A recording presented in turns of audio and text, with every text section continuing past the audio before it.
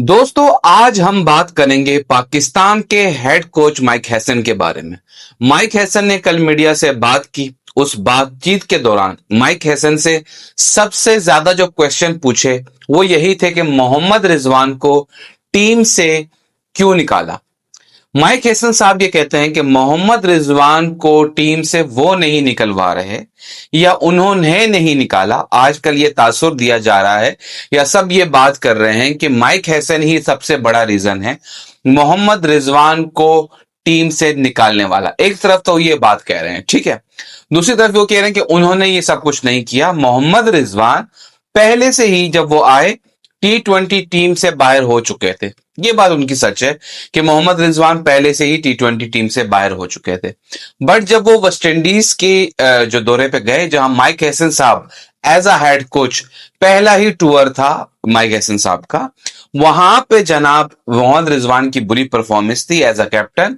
हम West Indies से तकरीबन 25-30 साल के बाद कोई ओडीआई सीरीज हारे। उसके बाद हमने ये फैसला किया कि मोहम्मद रिजवान को हम कप्तानी से भी हटाएं, फिर एज अ प्लेयर भी हमने उसको उसके परफॉर्मेंस पे हटाया।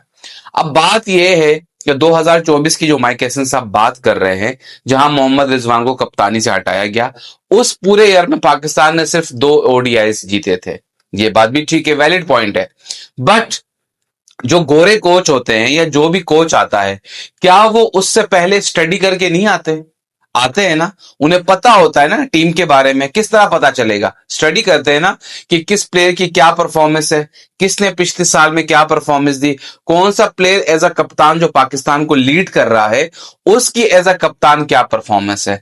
तो क्या मोहम्मद रिजवान की परफॉर्मेंस माइक हैसन ने नहीं देखी होगी? जो मोहम्मद रिजवान की क़यादत में हमने ऑस्ट्रेलिया को ऑस्ट्रेलिया में हराया, साउथ अफ्रीका को साउथ अफ्रीका में हराया, जिम्बाब्वे को जिम्बाब्वे में हराया, और ये सब एक साथ हुआ। तो क्या माइक हैसन कोच बनने से पहले ये स्टडी नहीं किया होगा कि यार एज अ कप्तान इस बंदे की ये परफॉर्मेंस है? किया तो होगा, जरूर किया होगा। तो क्या सिर्फ 1 या 2 सीरीज के परफॉर्मेंस पे आप किसी भी कप्तान को टीम से हटा सकते हो?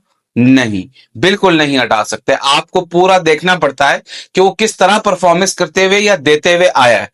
एक चीज ये, दूसरी चीज ये कि मोहम्मद रिजवान के बारे में तो माइक हैसन साहब ने ये कह दिया कि इस परफॉर्मेंस के बेस पे हमने उसको हटाया। क्या माइक हैसन साहब, आप अपनी परफॉर्मेंस के बारे में कुछ आपने स्टडी किया? वो जो आप बुक उठा के बैठे होते हैं, उस रजिस्टर में आप लिख रहे होते हैं, क्या उसमें आपने कभी ऐसा लिखा कि जो मोहम्मद रिजवान की क्यादत में वेस्ट इंडीज टूर पे हम मैच हारे, उसमें कोच कौन था? वो कोच तो आप ही थे। पहली बार एज अ हेड कोच आपने पाकिस्तान को लीड किया और आप वो टूर में हारे, तो आपने अपनी परफॉर्मेंस के बारे में क्या नोट किया? दूसरी चीज, आप T20 में बांग्लादेश के अगेंस्ट बुरी तरह हारे, आपने किया। बांग्लादेश ने आपको व्हाइट वॉश किया, ओडीआई सीरीज में हराया, व्हाइट वॉश किया, आपने वो लिखा। आप एशिया कप में बदतरीन तरीके से हारे, इंडिया से 1 बार नहीं, 2 बार नहीं, 3 बार हारे। क्या आपने अपने रजिस्टर में वो नोट किया एज अ हेड कोच कि मेरी क्या परफॉर्मेंस है? क्या आपने T20 वर्ल्ड कप के बाद वो जो आपका रजिस्टर है उसमें ऐसा कुछ लिखा कि यार ये मेरी परफॉर्मेंस है? क्या आपने अभी हम शाहीन की कियादत में बांग्लादेश के अगेंस्ट व्हाइट वॉश हुए ओडीआई सीरीज में, क्या आपने वो नोट किया?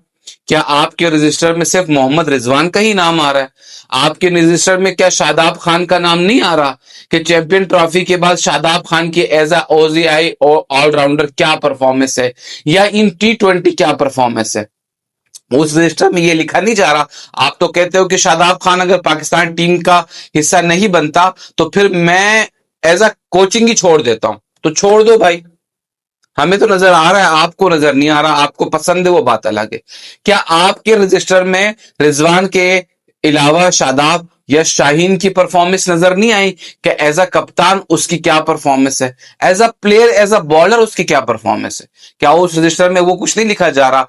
क्या उस रजिस्टर में हारिस रऊफ का नाम नहीं आ रहा, जिसने आपको बड़े बड़े इवेंट्स के अंदर ऐसे ऐसे मैच हरवाए जिस मैचों की वजह से शायद आप उन इवेंट्स के फाइनल भी खेल सकते थे, चाहे आप T20 वर्ल्ड कप ले लो या ओडीआई वर्ल्ड कप ले लो? क्या उस रजिस्टर में हारिस रऊफ का नाम नजर नहीं आ रहा? या उस रजिस्टर में हसन अली का नाम नजर नहीं आ रहा, या उस रजिस्टर में कोई भी इस तरह की चीज नजर आ रही, या मे भी हो सकता है उस रजिस्टर में आपको Aqib Javed as a selection, Pakistan का बदतरीन सेलेक्टर नजर नहीं आ रहा?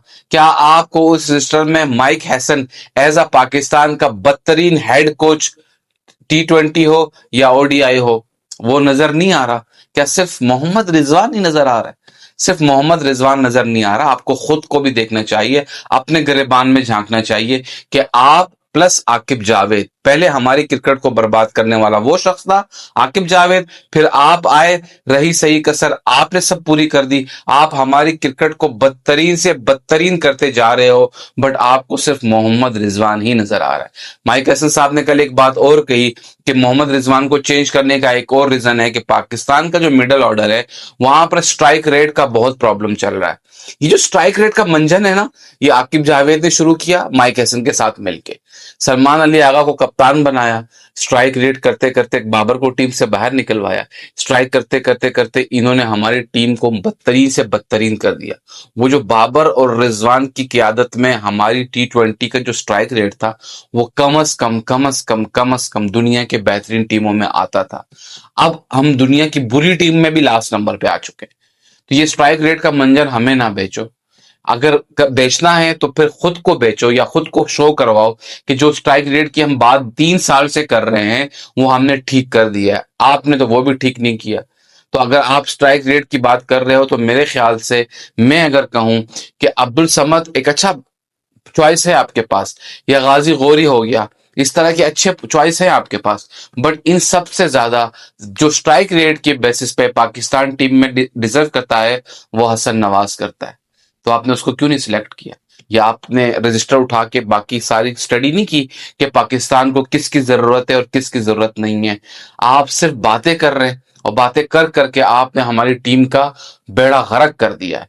As a selector Aqib Javed इंतहाई घटिया बदतरीन सेलेक्टर पाकिस्तान के लिए साबित हुआ, और as a head coach Mike Hesson साहब आप पाकिस्तान के बदतरीन हेड कोच साबित हैं, हो रहे हैं, और आपसे कुछ नहीं होगा।